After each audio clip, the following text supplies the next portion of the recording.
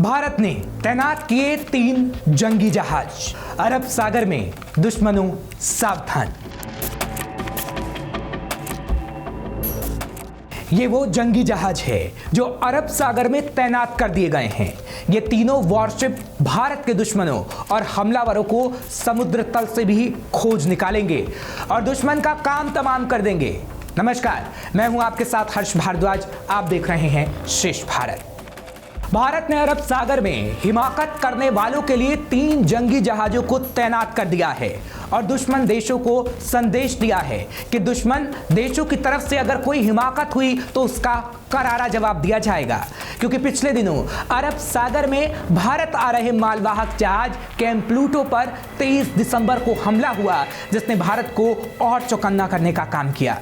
और भारत ने अब दुश्मन देशों को जवाब देने के लिए अरब सागर में आईएनएस मुर्मुगाओ, आईएनएस कोलकाता और आईएनएस कोच्चि को तैनात कर दिया है।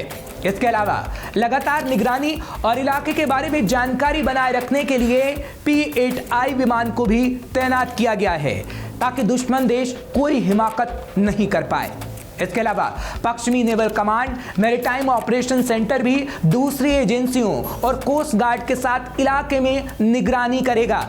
यानी पूरी नजरें अरब सागर पर भारत बनाए हुए है, क्योंकि 23 दिसंबर के हमले के बाद भारत चौकन्ना है और चील जैसी नजर अरब सागर में भारत की बनी हुई है।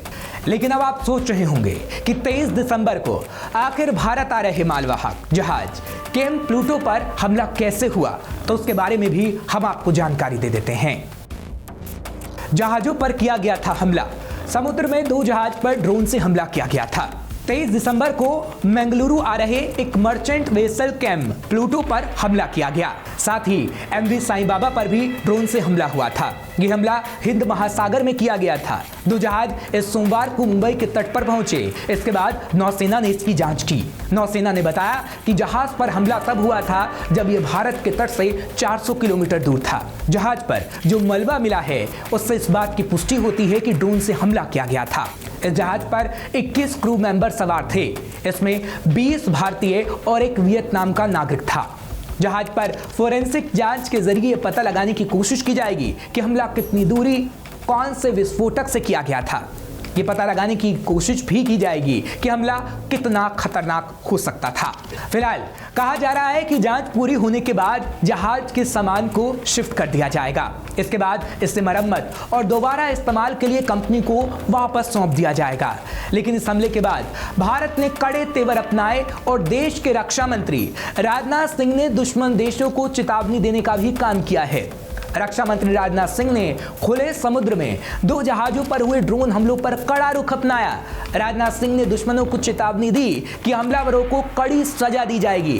राजनाथ सिंह ने कहा, जिस किसी ने भी इस हमले को अंजाम दिया है हम उन्हें ढूंढ लेंगे, भले ही वो समुद्र तल में क्यों ना छिपा हो।